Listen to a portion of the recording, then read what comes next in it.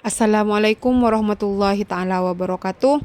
Saya Sofiatun Imamah akan memaparkan materi tentang mata kuliah Lembaga Keuangan Syariah. Pada materi ini saya akan membahas tentang ruang lingkup lembaga keuangan syariah. Sebelum kita jauh melangkah, kita akan membahas apa itu lembaga keuangan syariah. Pada materi kuliah Lembaga Keuangan Syariah di RPS pertemuan ketiga itu membahas tentang konsep atau ruang lingkup dari lembaga keuangan syariah sendiri. Nah, di sana ada beberapa yang harus dibahas. Salah satunya yaitu mewujudkan ekonomi berkah bersama Bank Syariah Indonesia. Di sini menuju sistem keuangan yang adil, transparan, dan berkelanjutan untuk kesejahteraan umat bangsa. Membangun sistem keuangan yang adil tanpa riba, garo, dan maisir. Nah, pada kali ini, lembaga keuangan syariah itu dibatasi dengan adanya beberapa hal yang harus dijauhkan menurut syariat Islam. Di antaranya yaitu yang pertama ada riba, yang kedua ada garor, dan yang ketiga ada maisir, dan yang keempat itu ada tadlis dan rishwah. Nah, riba di sini memang jelas tidak dibolehkan ya, karena menghasilkan uang secara pasif tanpa ada risiko usaha, atau istilahnya ada tambahan tapi dalam bentuk pinjaman. Di sini kan tidak diperbolehkan. Sedangkan yang kedua ada garor. Garor di sini yaitu ketidakjelasan dalam ya misalkan harganya atau waktu penyerahannya, sehingga nanti menimbulkan penipuan dari pihak kreditur atau debitur seperti itu. Atau yang ketiga ada maisir, di mana ada spekulasi yang bertujuan untuk perjudian biasanya. Di sini akan menyebabkan keuntungan satu pihak atas kerugian di pihak lain gitu, seperti itu. Yang keempat yaitu tadlis atau rishwah, di mana di sini harus menjamin kejujuran dengan tidak menyembunyikan cacat barang serta menolak segala bentuk suap dan gratifikasi. Ada 5 pilar utama yang menjaga integritas dari transaksi syariah. Yang pertama yaitu prinsip tauhid, di mana dalamnya harus ada aktivitas ekonomi yang bertujuan sebagai ibadah. Yang kedua ada keadilan, di mana keadilan di sini menjamin tidak ada eksploitasi. Yang ketiga yaitu kemaslahatan atau berdampak positif bagi masyarakat. Dan yang keempat ada keseimbangan antara harmoni komersial dan sosial. Dan yang terakhir ada persaudaraan agar mendorong kolaborasi dan gotong royong bersama masyarakat. Jalanan panjang dari Midgam hingga lahirnya BSI, di sini ada evolusi keuangan syariah global dan tonggak sejarah perbankan syariah di Indonesia. Salah satunya pada tahun 1963, Midgam ini adalah perintisan bank syariah modern pertama di Mesir. Selanjutnya 1975 ada IDB dan Dubai Islamic Bank. Di sana itu dampak strategisnya adalah lahirnya perbankan syariah komersial skala internasional. Dan kita ketahui di 1991 ada Bank Muamalat Indonesia, yaitu pelopor bank syariah pertama di Indonesia. Dan di tahun 2008 ada Undang-Undang Nomor 21 Tahun 2008, di mana di situ ada payung hukum mandiri bagi pertumbuhan industri perbankan syariah. Dan yang terakhir yaitu di tahun 2021 ada merger Bank Syariah Indonesia, yaitu penggabungan 3 bank besar menjadi bank syariah raksasa yang nasional, seperti itu. Bank Syariah Indonesia sebagai lokomotif ekonomi nasional, di sini ada 4 klasifikasi. Yang pertama yaitu merger di tahun 2021, di mana BSI telah menjadi simbol kekuatan baru ekonomi syariah Indonesia setelah merger pada tahun 2021.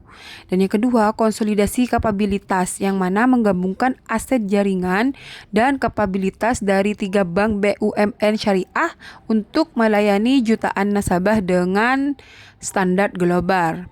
Yang ketiga, dukungan UU P2SK yang mana berperan aktif dalam mendukung Undang-Undang Nomor 4 Tahun 2023 untuk memperkuat sektor keuangan nasional. Dan yang keempat yaitu inovasi digital syariah yang memfokuskan untuk menghadirkan inovasi digital kompetitif dengan tetap berpegang teguh pada kepatuhan syariah di bawah pengawasan DPS atau Dewan Pengawas Syariah. Nah, di sini sebagai konsolidasi kekuatan besar untuk menghadirkan layanan syariah kelas dunia bagi masyarakat. Keuangan syariah atau bank syariah itu memiliki beberapa fungsi sebagai lembaga penghubung atau intermediasi dan sosial. Di antaranya yaitu yang pertama sebagai penghimpunan dana. Di sana itu LKS atau lembaga keuangan syariah mengelola dana masyarakat melalui produk tabungan seperti halnya giro atau deposit syariah gitu seperti itu, atau berdasarkan prinsip titipan atau wadiah gitu, atau kerjasama ada mudharabah. Dan selanjutnya yang kedua yaitu ada penyaluran dana. Penyaluran dana di sini memberikan dukungan modal untuk sektor produktif seperti halnya pembiayaan atau investasi untuk kebutuhan konsumtif masyarakat. Dan yang ketiga ada pelayanan jasa. Nah, di sini menyediakan solusi transaksi modern seperti transfer, falas, atau bank garansi, atau layanan pembayaran digital lainnya. Dan yang keempat ada fungsi sosial, menjadi jembatan kebaikan melalui pengelolaan zakat, infak, sedekah, atau wakaf untuk mengentaskan kemiskinan. Lembaga keuangan syariah di sini menjalankan peran ganda sebagai pengelola dana komersial sekaligus agen perubahan sosial. Di sini pada ekosistem lembaga keuangan syariah yang luas dan inklusif dibagi beberapa klasifikasi. Yang pertama ada 4 nih di sini.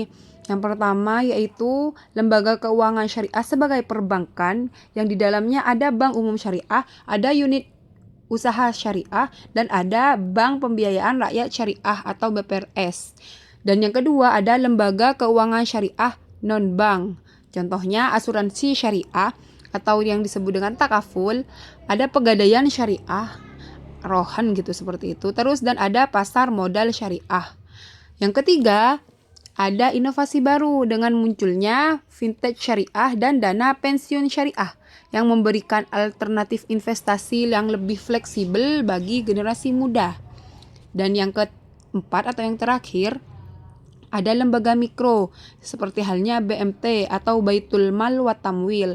Di situ sebagai koperasi syariah yang menjadi ujung tombak pemberdayaan ekonomi masyarakat bawah.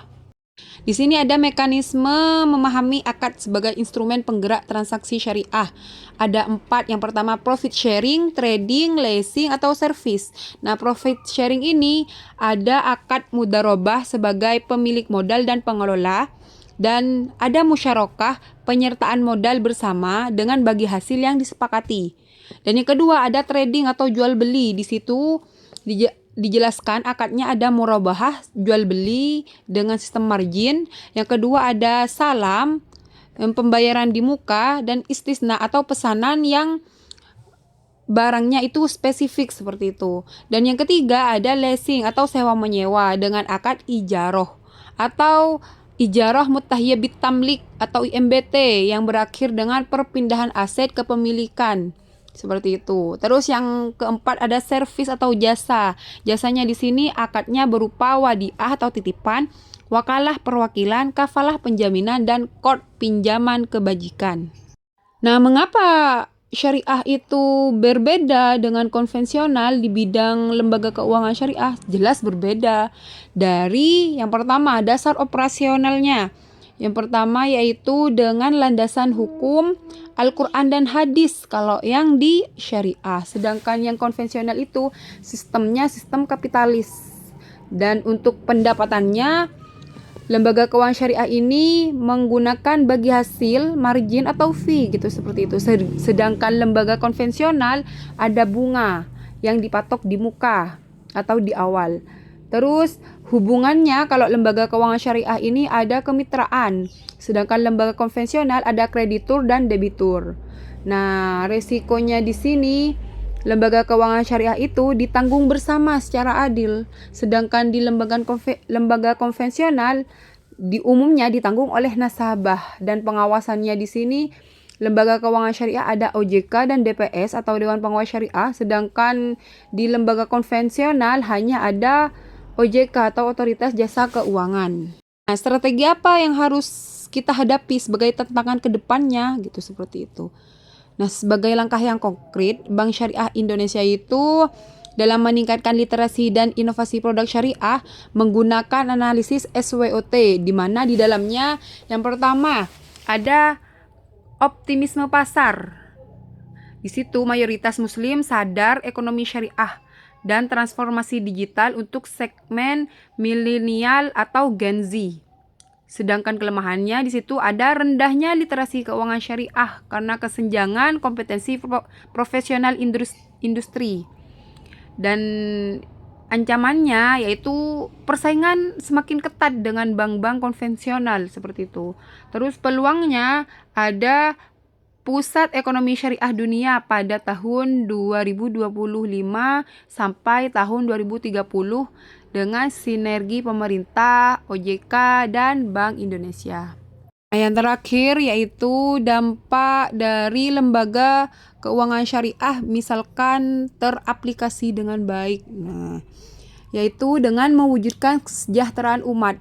Mari membangun peradaban ekonomi yang adil dan berkelanjutan bersama bank syariah gitu, seperti itu. Nah, di situ ada fondasi syariah di mana lembaga keuangan syariah dipimpin Bank Syariah Indonesia yang memberikan sistem ekonomi yang lebih manusiawi dan berkeadilan. Yang kedua ada investasi berkah dengan menghindari riba dan mengutamakan bagi hasil. Layanan ini berfungsi sebagai investasi untuk kesejahteraan akhirat, seperti itu. Dan yang terakhir, ini ada pemerataan nasional, mendukung ekonomi nasional melalui layanan keuangan yang bersih, transparan, dan penuh keberkahan. Dan insya Allah dengan adanya 3 pondasi ini akan mewujudkan ekonomi Indonesia sebagai kesejahteraan umat dan peradaban ekonomi yang sangat meningkat. Mungkin hanya itu yang bisa saya sampaikan. Kurang lebihnya mohon maaf.